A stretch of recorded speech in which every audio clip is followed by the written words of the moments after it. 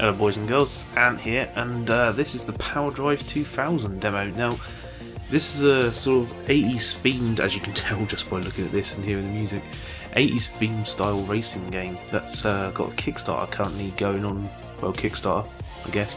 I'll put a link to the Kickstarter below. This looks really cool. It reminds me a little bit of that drift stage that I played a little while ago, which is going to have a demo coming soon, so I'll be doing a video of that as well soon. But as you can see from looking at this, it's trying to create the look of like 80s VHS covers and prog rock album artwork and, you know, weird sci-fi Tron-esque styles, which is very hip right now. But this is the alpha demo, which has just been put out today, so I'm gonna like jump in. I'm not gonna quit, I'm gonna start. I like that. If you've watched my videos on Life is Strange, you know that I cannot stand chromatic aberration filters. This game uses them a lot, but it's actually in context, so I'm okay with it.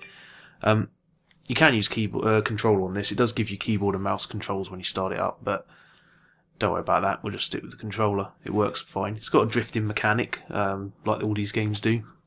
It's just basically, I'm going to play this through twice because I kind of suck at this. But look at this.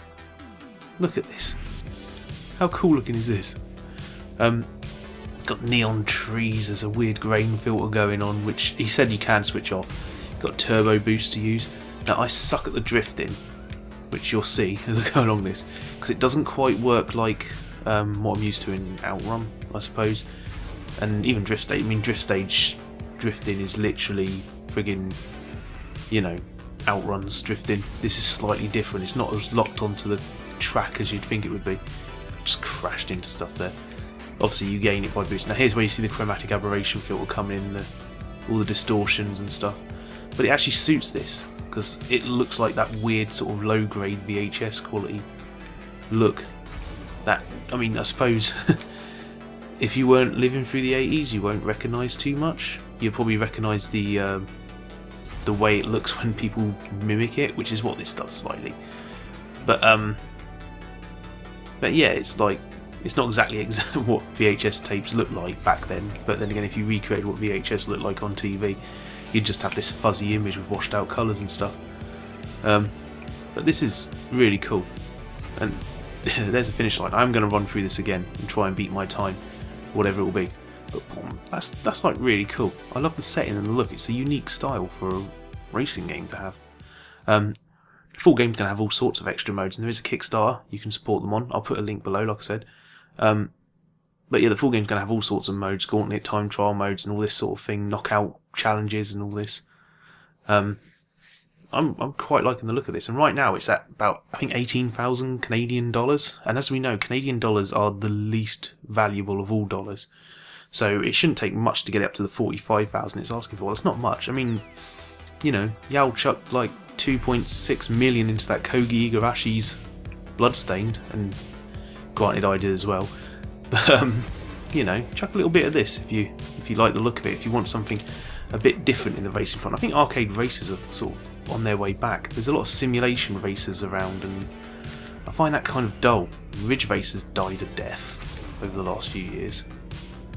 But you know, stuff like this, I want to see something fun again.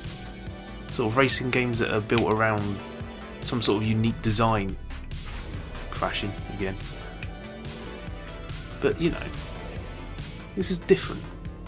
And granted, Drift Stage has probably a similar appeal it's going for, but Drift Stage is kind of more of a sort of recreating the sort of retro 8-bit colour scheme and a PlayStation 1 style vibe. It's sort of hitting probably my age group again, but slightly different look. This is more for people who dug stuff like Kung Fury and Far Cry Blood Dragon, and maybe that David Hasselhoff video, which was literally Kung Fury. But you know, whoa, Jesus, crash physics, better than Gran Turismo already. Can't look around your car, that's a shame. I want to see if it did any damage. I doubt it did. It's only an alpha. This is like really early stuff. Like, the car's going to talk in the full game. The car's called Cat, because of course it is. Whoa, I just went up on 2 wheels. That's a thing that's possible. Boom, let's boost to the finish. I didn't beat my time. That crash in the tunnel messed me up. But yeah, there's Power Drive 2000, see it says it on the side there.